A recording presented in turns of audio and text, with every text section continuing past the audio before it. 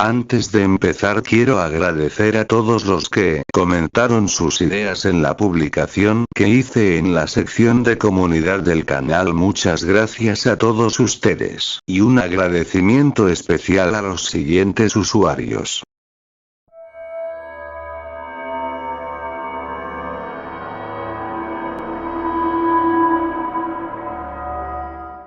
Me disculpo por la larga introducción antes de las cosas escalofriantes, pero en general vale la pena establecer un poco de contexto y me ayuda a mantener viva la historia de mi abuelo, a pesar de que ya pasó.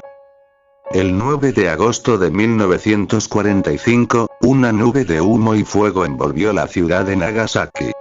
El infierno y su subsecuente plumaje radiactivo cobraron la vida de 39 a 80 mil personas en las próximas 2 semanas. Una gran parte de estas muertes se debió a la conmoción y el estupor de haber sobrevivido a algo que se creía imposible. Hasta 5.000 personas caminaron hasta las orillas del río Urakami y se adentraron en el agua para aliviar el dolor de las quemaduras por radiación en su piel. Muchas de estas personas, llenas de un choque completo, se ahogaron rápidamente. El 23 de agosto elementos de la Segunda División de Marines ingresaron a la ciudad destruida para restaurar el orden del caos. Uno de los hombres enviados a la ciudad fue el cabo de cuerda Richard Murphy, mi abuelo. Ahora, contrario a la creencia popular, la idea de una explosión nuclear que crea un páramo irradiado es principalmente mito. La mayor parte de la radiación había desaparecido de Nagasaki cuando mi abuelo ingresó a la ciudad. Las cosas que quedaban, casi todas, se habían instalado en el suelo y podían ser lavadas al final del día. Es posible que relacione mi propia historia de exposición a la radiación con usted todo un día, cuando hice un viaje a la zona de exclusión de Chernóbil y a Pripyat, pero esa es una historia para otro momento, y muy probablemente para otra página.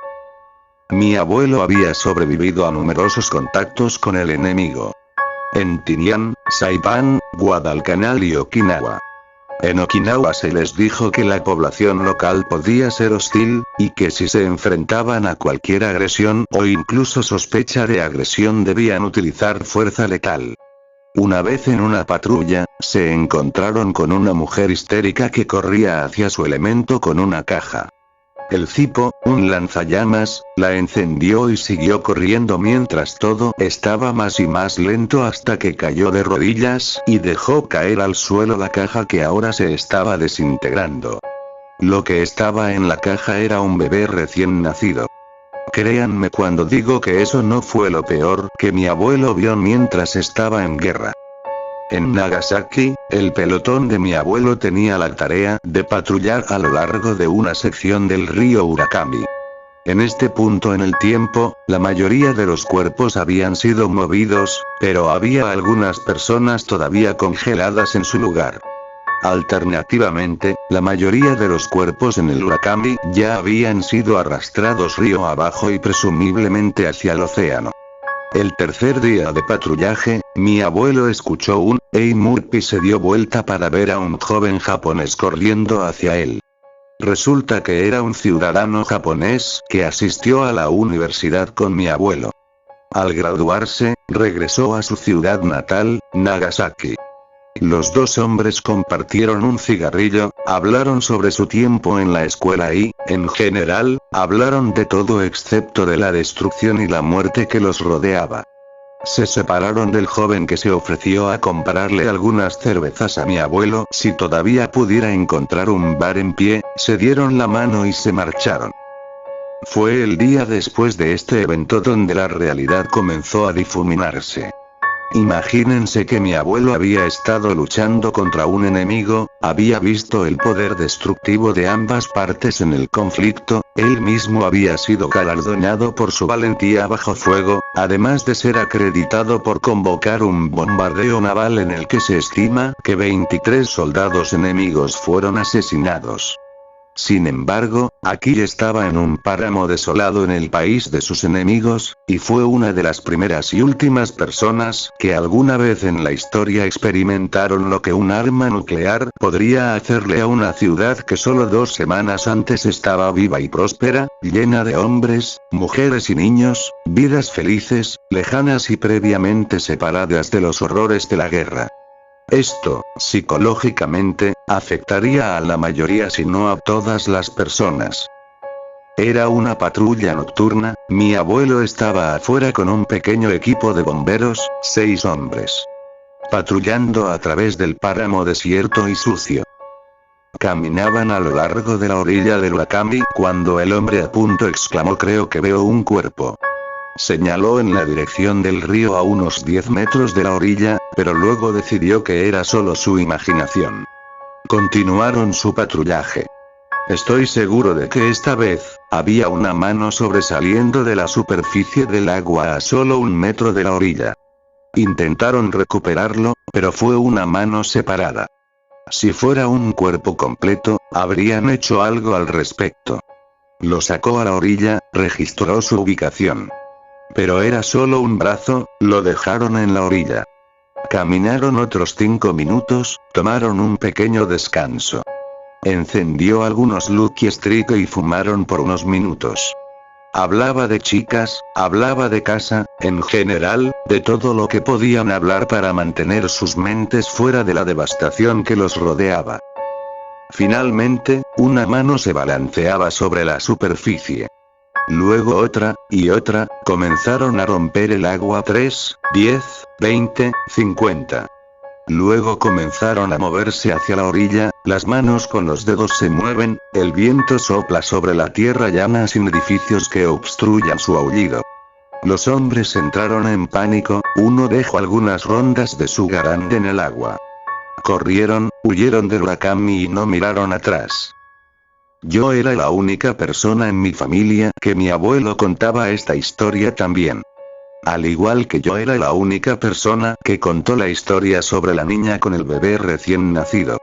Él me contó esta historia después de que desarrolló cáncer de pulmón, no era la radiación, sino una vida de fumar. Él me contó esta historia y se preguntó en voz alta qué había del otro lado. Se estaba preguntando si iba a ser como una de las manos que cruzan el Wakami, agarrándose y buscando a tientas algún significado. Se preguntó si cuando llegara al otro lado, si hubiera alguien allí para tomar su mano y levantarlo. También se preguntaba si vería a los que afectó, a los que no pudo detener él mismo.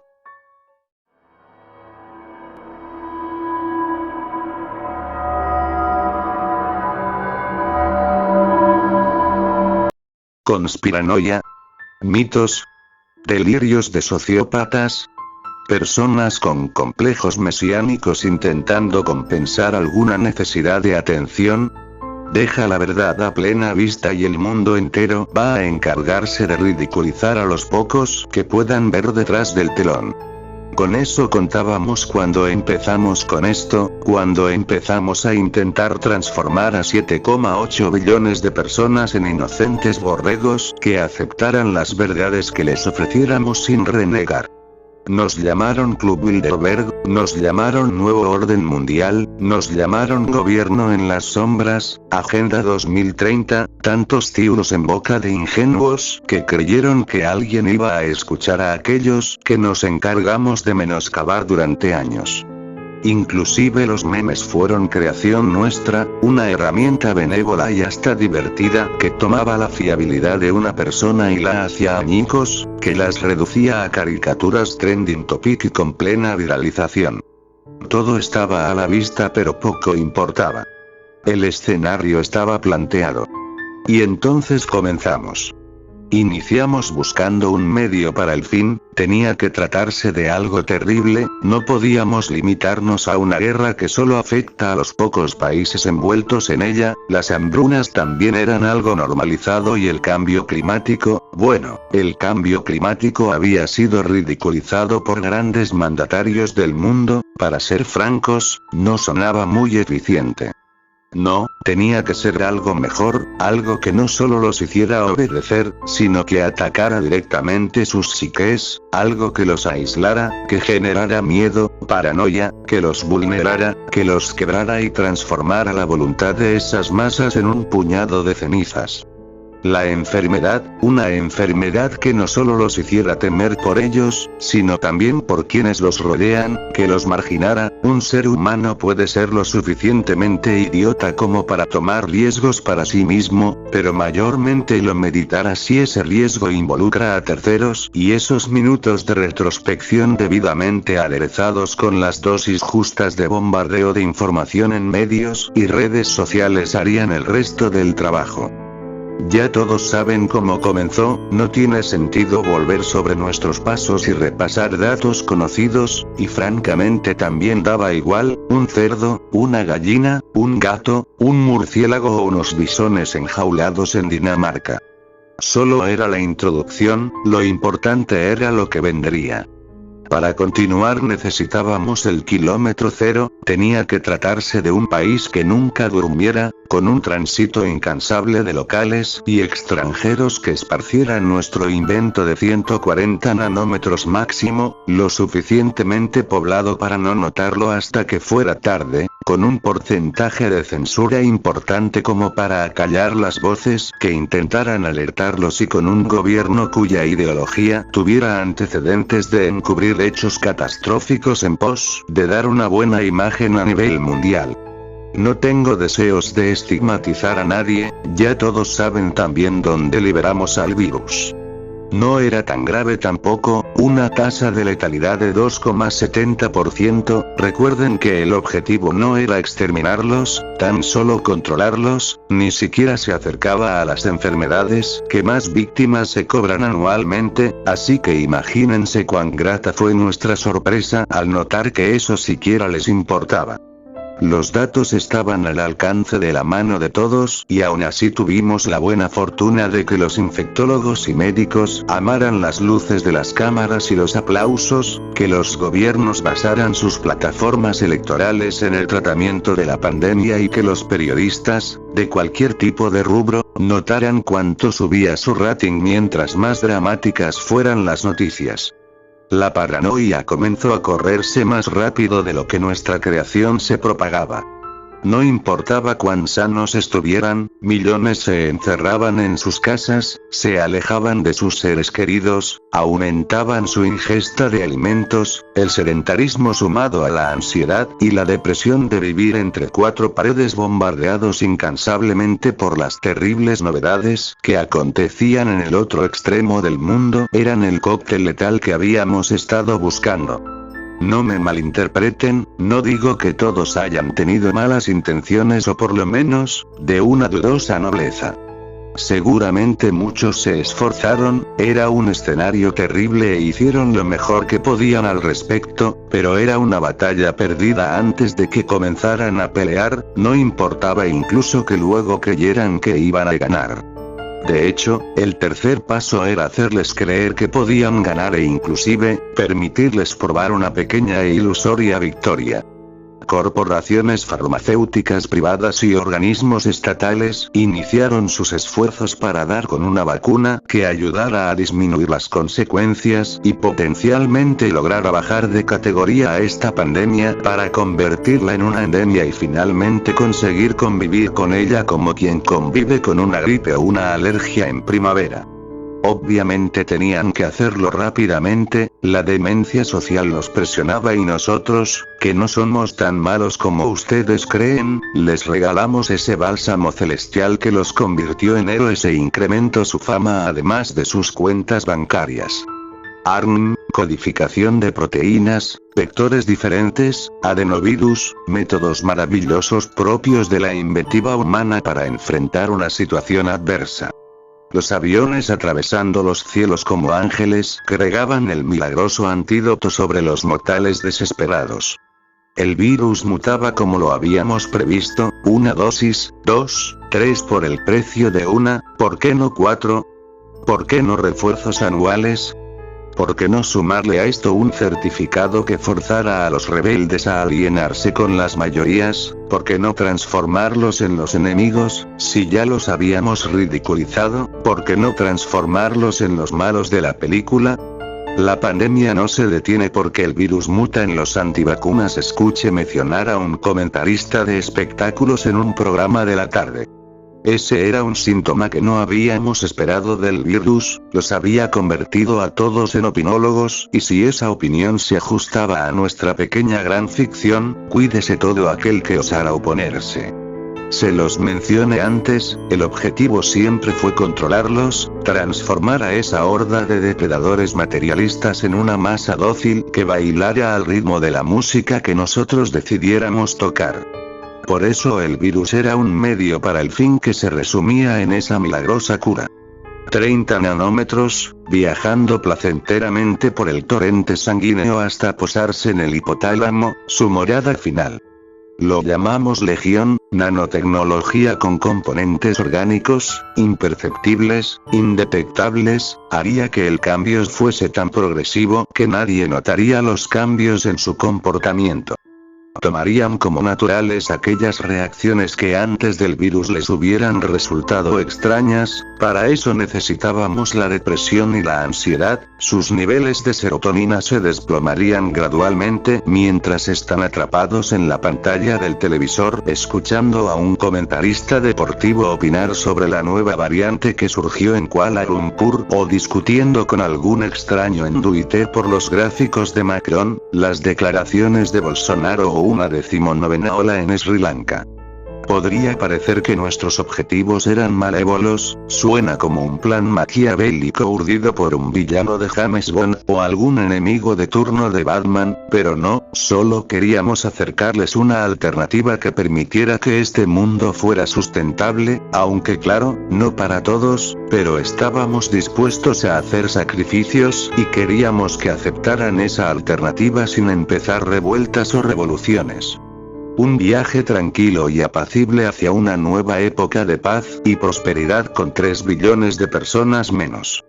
No íbamos a asesinar a nadie, solo reduciríamos la tasa de natalidad y dejaríamos que el tiempo hiciera el resto, lo cual, a un ritmo de más 50.000 millones al año, no demoraría mucho. Todo iba viento en popa, estábamos tan emocionados con el progreso de nuestro plan que ni siquiera notamos las primeras noticias.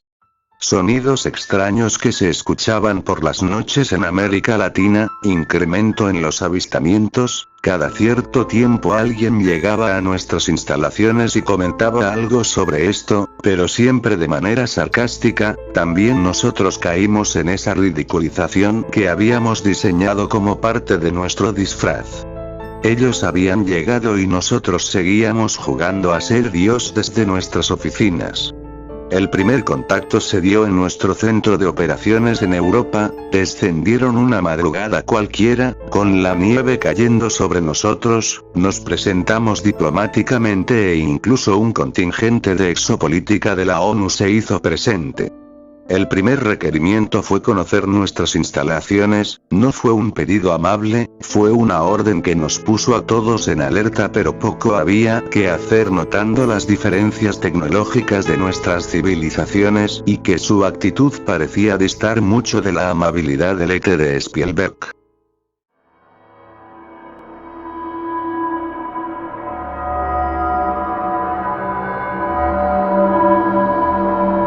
En 1922, una granja tranquila con el nombre de Interkaifeck fue el escenario de uno de los asesinatos más brutales, misteriosos y desconcertantes de la historia alemana.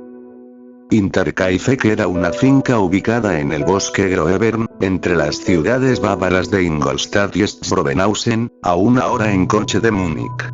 La finca fue ocupada por una familia llamada los Groebers. La familia se componía del patriarca Andreas, su esposa Cacilia, su hija, una mujer ya viuda llamada Victoria, y sus 2 nietos Cacilia, 7 años, y Joseph, 2 años. Vivían en un relativo aislamiento, su granja se encontraba aislada en un bosque a 1 kilómetro de la ciudad principal de Kaifeck.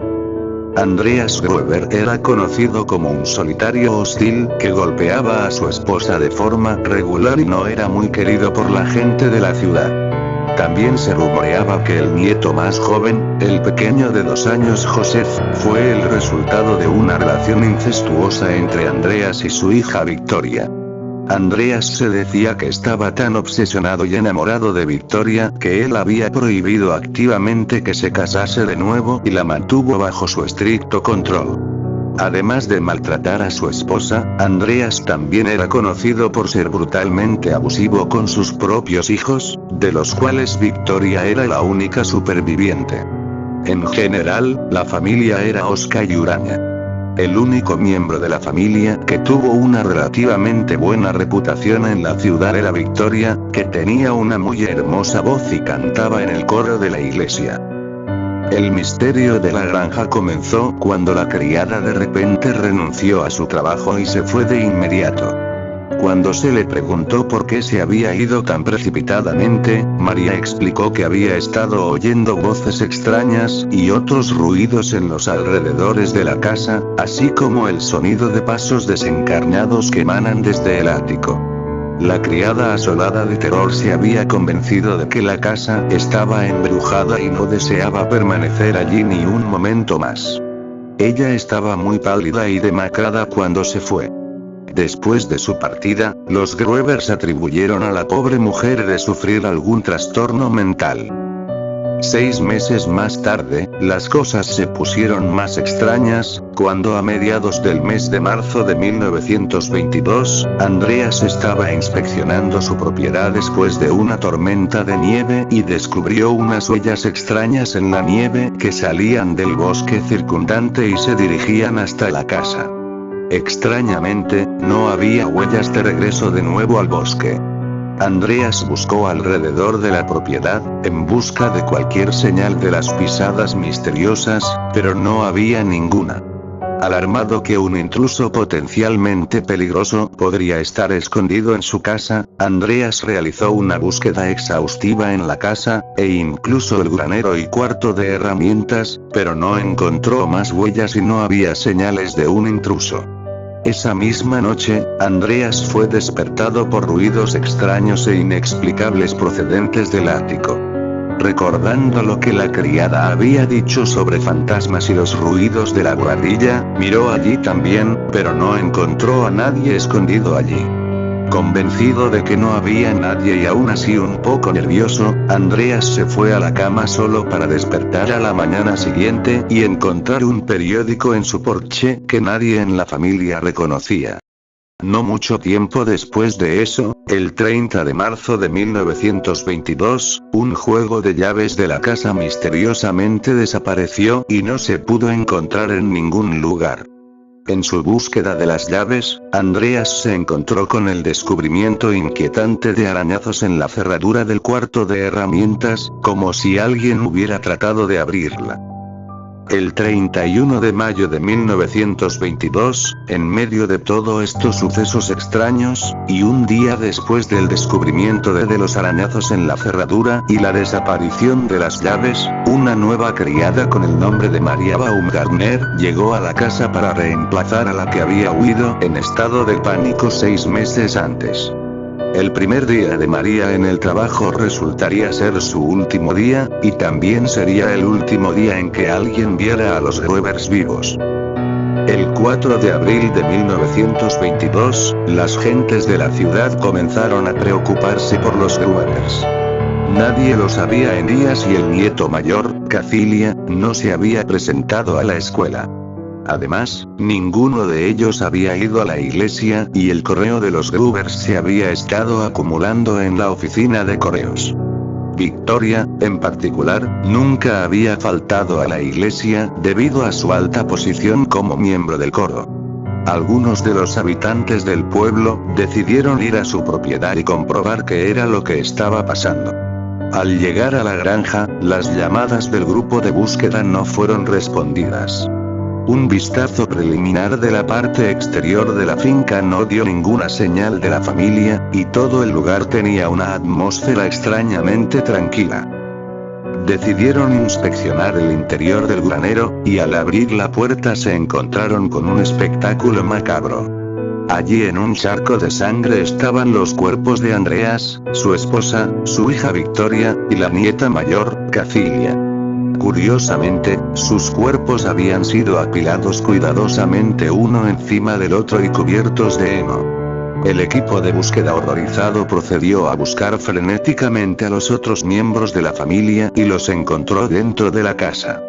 El nieto más joven, Joseph, fue encontrado muerto en su cuna en la habitación de su madre, y la criada, María, también fue encontrada muerta en su habitación en la cama. Ambos también habían sangrado profusamente y yacían sobre charcos de sangre coagulada. En total, 6 personas, los 5 miembros de la familia Gruber más una doncella, habían sido brutalmente asesinados a sangre fría. La gente del pueblo inmediatamente llamó a la policía, y en cuestión de horas los investigadores del departamento de policía de Múnich habían llegado a la escena. Las autopsias preliminares realizadas en los cuerpos mostraron que todas las víctimas habían sido asesinadas con golpes en la cabeza causados por una piqueta. El cuerpo de Victoria también mostró señales de estrangulamiento, pero no se cree que fuese la causa de la muerte. Todas las víctimas, excepto una, se cree que murieron al instante, todas excepto Cacilia, que mostró evidencias de haber sobrevivido varias horas después de haber sido gravemente herida. Mechones de su pelo habían sido arrancadas de la cabeza por razones desconocidas. La mayoría de las víctimas estaban vestidos con ropa de cama, excepto Victoria y Cacilia, que estaban vestidos con ropa de civil. Esto, más el hecho de que María y Joseph habían muerto en la cama, sugirió que los asesinatos habían ocurrido en la noche, antes de la hora de dormir. Una investigación de la escena del crimen llevó a la policía a la conclusión de que alguien había atraído a Andreas Gruber, su esposa, y su hija Victoria al granero de uno en uno para despacharlos con la piqueta, después de lo cual el asesino había entrado en la casa para terminar con Joseph y la criada mientras yacían en sus camas. Se creía que Victoria y Cacilia probablemente habían sido las primeras en ser atacadas, ya que no se habían vestido para ir a dormir, cuando habían ido a investigar lo que les había atraído al granero. Un detalle que la policía observó fue que todos los cadáveres habían sido tratados de alguna manera. Los cuerpos apilados en el granero se habían cubierto de heno, el cuerpo de la sirvienta había sido cubierto con sábanas, y el cuerpo de Joseph había sido cubierto con una de las faldas de su madre. Si hasta ahora, el análisis de los cuerpos era temible, se presentaron algunos hallazgos muy inusuales.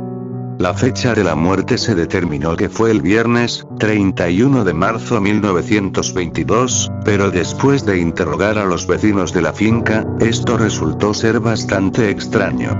Los testigos declararon que habían visto humo saliendo de la chimenea de la granja durante todo el fin de semana, lo que sugiere que alguien había estado en la casa. La casa también tenía evidencia de que alguien había comido recientemente comidas allí, y una de las camas parecía haber sido usada poco antes de que se hubiesen descubierto los cuerpos. Además, se encontró que todo el ganado y animales estaban bien alimentados y habían comido recientemente, lo que fue un hallazgo raro ya que todos los que normalmente cuidaban de ellos habían muerto desde hacía casi una semana. De hecho, ninguno de los animales en la granja había sido dañado de ninguna manera. El perro, que fue encontrado ladrando en el granero, había sido pacientemente atado por el que había matado a la familia y fue golpeado, pero por lo demás estaba sano. Esta información había dejado bastante perplejo a los investigadores, ya que implicaba que quien había matado a la familia, se quedó haciendo vida en la casa durante varios días y alimentando al ganado antes de huir de la escena. La policía desconcertada andaba buscando un motivo, pero se encontró con más misterios. En un principio se creía que el motivo debía haber sido el robo puro y simple. Después de todo, los Grubers eran una familia muy rica y no era raro encontrar vagabundos y ladrones en la zona. Sin embargo, aunque algo de dinero faltase, una importante cantidad de monedas de oro y joyas de valor no habían sido robadas. Seguramente un ladrón que hubiese pasado días en la granja después de los asesinatos habría descubierto estos objetos de valor. Curiosamente, se encontró que Victoria había vaciado su cuenta bancaria unas semanas antes y dio una donación de 700 Goldmark a su iglesia, pero el resto del dinero estaba en paradero desconocido.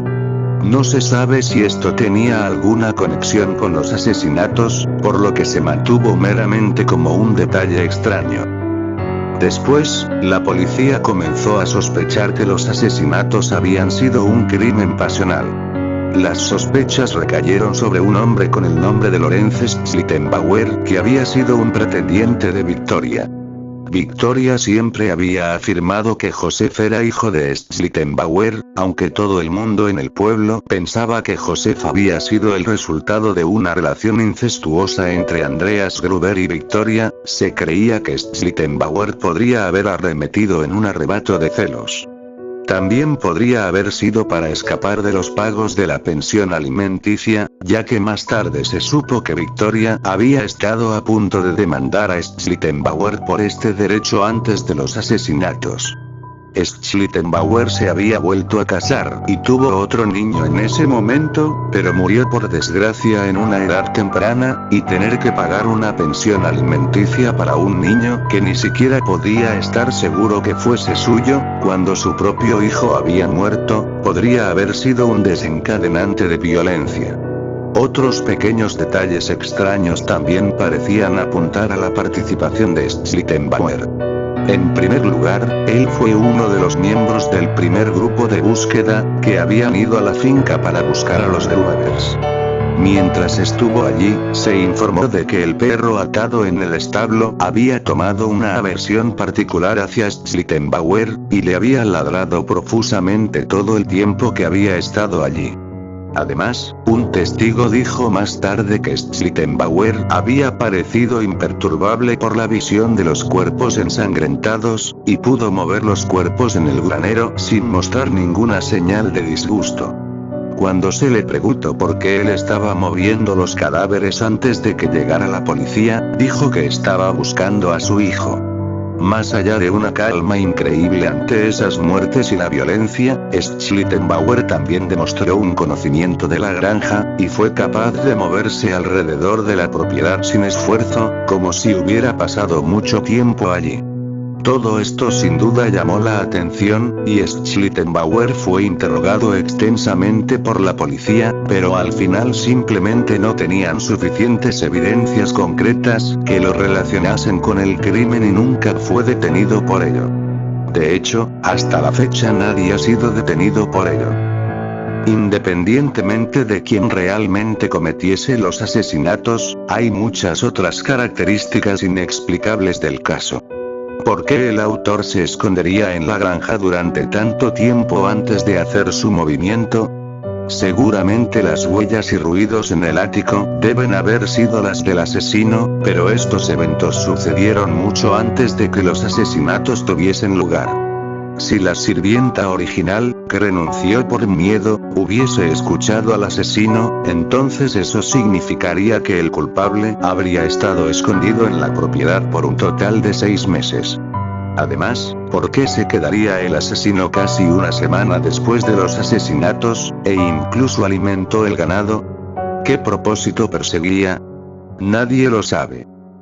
Los cadáveres de las 6 víctimas fueron finalmente enterrados en un cementerio en Weihofen, sin la cabeza, ya que las habían enviado a Múnich para un análisis y nunca habían sido devueltas. Los cráneos se cree que se han perdido en algún momento durante el caos de la Segunda Guerra Mundial y nadie está realmente seguro de lo que pasó con ellas, lo cual es un misterio en sí mismo. Los 6 cuerpos decapitados están enterrados junto a un monumento. La investigación de los asesinatos Intercafe que en última instancia, continuaron por años, con más de 100 sospechosos interrogados, sin que la policía estuviese más cerca de resolver el misterio, y el caso se ha convertido en uno de los misterios sin resolver más perdurables de Alemania. A día de hoy, ni un solo sospechoso nunca ha sido detenido por los crímenes. La policía se puso tan desesperada que incluso contrataron clarividentes para manejar los cráneos de las víctimas de asesinato, sin ningún efecto. Con los años, los misteriosos asesinatos se han convertido en un terreno fértil para los detectives aficionados para debatir y recoger además el caso en su búsqueda de respuestas, al igual que los debates similares sobre el caso de Jack el Destripador. Muchas teorías cerca de lo paranormal se han propuesto para tratar de obtener un luz sobre el misterio. Una idea era que el ex marido de Victoria, Carl Gabriel, llevó a cabo los asesinatos. Aunque Gabriel supuestamente había muerto en las trincheras de la Primera Guerra Mundial, su cuerpo en realidad nunca había sido encontrado y nunca había recibido un entierro apropiado, por lo que se especula que pudo haber regresado a por su esposa. Al enterarse de la relación incestuosa de Victoria con su padre y de su relación con Schlittenbauer, podría haber acabado en un crimen pasional. Esta teoría fue alimentada por los informes de dos personas que afirmaban haber conocido a un soldado ruso después de la Segunda Guerra Mundial que había afirmado ser el Intercafe Killer. Se ha especulado que él originalmente fingió su muerte para ser libre de su esposa, pero que había cambiado de opinión y volvió solo para encontrarse con que su mujer tenía otra relación. Otros han señalado los elementos aparentemente paranormales del caso, tales como los fantasmas reportados por la criada original en la granja, así como los extraños ruidos escuchados por el propio Gruber, el periódico misterioso, y las huellas inexplicables en la nieve. A la luz de estos datos, hay quienes piensan que el culpable no era un hombre en absoluto, sino más bien una especie de fuerza sobrenatural vengativa que había puesto sus miras en la familia. Es un caso desconcertante que plantea tantos interrogantes y misterios inexplicables, y hasta la fecha no está más cerca de ser resuelto de lo que era en 1922. Por su parte, el Departamento de Policía de Múnich en ocasiones ha reabierto el caso. Así lo hizo en 1996 y de nuevo en 2007, pero en ambas ocasiones se encontró con nada más que callejones sin salida. La policía ha dicho que es probable que el caso nunca sea resuelto, ya que han pasado tantos años, las evidencias son escasas o se ha perdido en los últimos años, los testigos y sospechosos han muerto, y debido a las técnicas de investigación de aquellos días que eran bastante primitiva, resultando en registros incompletos y pruebas mal catalogadas. Eso no impide que los aficionados traten, debatan y discutan sobre los asesinatos, y es probable que continúe durante muchos años. En Alemania, el caso de los asesinatos Intercafe se ha convertido en una leyenda, y es el tema de varios libros y películas. La granja en sí es cosa del pasado, al haber sido demolida en 1923 por los pobladores descontentos con tener semejante monumento a la muerte y el horror aún en pie en los alrededores. Todo lo que está allí ahora es un monumento, los recuerdos y los fantasmas de aquellos sucesos que impregnaron a los silenciosos árboles. Parece ser que es una posibilidad muy real de que esos árboles seguirán siendo los únicos en saber lo que realmente ocurrió allí.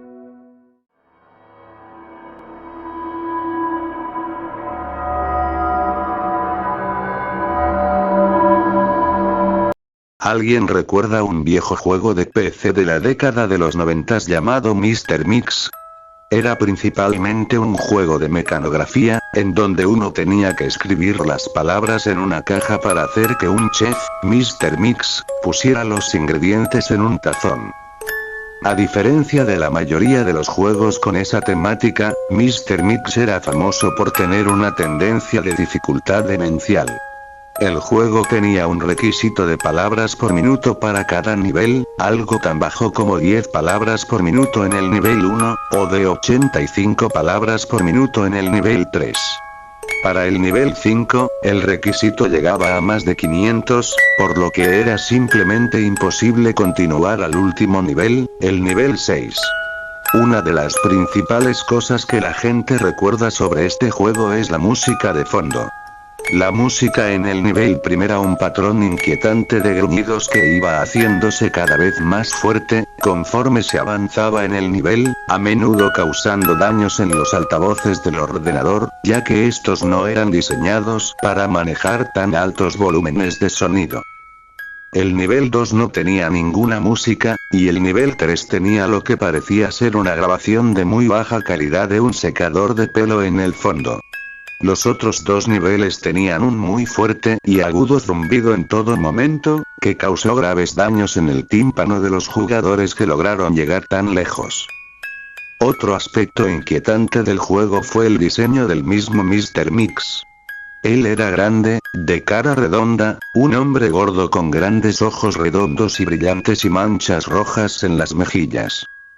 La mayoría de los niños que jugaron el juego informaron tener pesadillas vívidas de Mr. Mix hablándoles en voz baja, ronca y amenazándolos de no hablar sobre algo. Sin embargo, ninguno de ellos pudo recordar exactamente lo que era. Un psicólogo que vio a muchos de estos niños reportó haber sido perturbado por el gran terror en los rostros de los niños mientras relataban los detalles de las pesadillas. Muchos de los niños rompieron a llorar en el proceso, rogando por que sus padres los salvaran. Pero no se pudo encontrar una relación directa entre el juego y los casos de los niños, teniendo en cuenta que no todos estos sufrían los mismos efectos. Por razones obvias, el juego no se vendió muy bien. Se mantuvo relativamente oculto hasta hace unos años, cuando unos hackers se apoderaron de una ROM del juego y empezaron a buscar en él. Al hackear el software de memoria, lograron descifrar el código del juego para poder pasar por el imposible nivel 5. Lo que encontraron, sin embargo, fue extremadamente preocupante y causó que muchos de ellos abandonaran la expedición por completo. De acuerdo con los informes que estos hackers dejaron, el juego se comporta de manera extraña si el quinto nivel se pasa. El juego se bloquea y se cierra violentamente, escribiendo un montón de archivos en el directorio System32 del usuario hasta el punto en que la RAM se llena casi por completo. Estos archivos son imágenes de gente con rostros horriblemente deformados, que aparecen gritando de dolor y agonía, sus ojos aparecen sangrando por los conductos lacrimales y las capas externas de su piel están desgarradas en varias partes. Si el usuario intenta eliminar estos archivos, el ordenador se bloquea y la pantalla se torna azul, causando un daño permanente e irreparable en el disco duro. Los hackers descubrieron que esto fue causado por un único byte en la ROM del juego que está programado para desencadenar todo aquello cuando el nivel 5 fuese completado. Después de eliminar ese byte, fueron capaces de pasar al siguiente nivel, el último y completamente desconocido nivel 6. Por desgracia, todos los hackers originales se negaron a discutir lo que vieron en el último nivel. Todos ellos se volvieron extremadamente paranoicos y solitarios, negándose a hablar de cualquier cosa relacionada con el juego, y mostraron síntomas de estrés postraumático. La mayoría de ellos dejaron de ser capaces de formar frases coherentes dentro de una semana, y dentro de un mes, todos ellos desaparecieron. Hasta hoy, nadie sabe lo que había en ese juego, que les causó tanto daño psicológico. Tal vez sea mejor así. 2 años después de este incidente, un hombre fue arrestado luego de intentar secuestrar a una niña de 8 años en una tienda de comestibles. A través de análisis de ADN y huellas digitales, el hombre fue identificado como uno de los hackers originales que vieron el último nivel del juego. Llevaba un sombrero blanco de chef y tenía una mirada de inefable maldad y de locura en la cara. Cuando fue interrogado, el hombre se limitó a decir una sola cosa. Yo soy Mr. Mix. SHHH.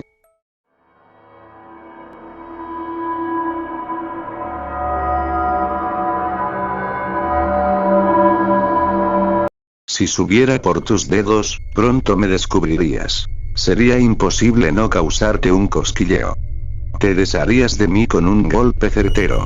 Un instintivo puntapié al viento. Preferiría, tal vez, subir por tu talón, trepando tu tobillo en un descuido. Ascenderé con cuidado, acariciándote despacio, como si siempre hubiese sido parte de tu cuerpo. Pero doblar en tu rodilla me sería muy complejo, pues tu muslo temblaría sin remedio. Mejor te busco de noche y subo hasta tu oído, para quedarme a vivir en tu cerebro.